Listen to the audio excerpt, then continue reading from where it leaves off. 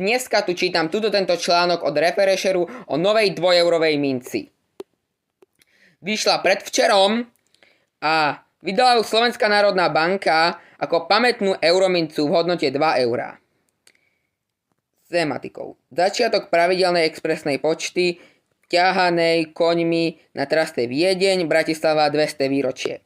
Takže je to na 200 výročie klasickej trate medzi Bratislavou a Viedňou. Tunak môžete vidieť, v čom je tá eurominca špeciálna. Konkrétne teda zhodu má takýto krásny motív, pod ktorým je rok 1823, to znamená 200 rokov späť, pod tým Viedeň, pod tým Bratislava a pod tým 2023, čo je tento rok.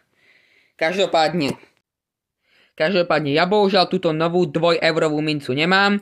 Ja mám už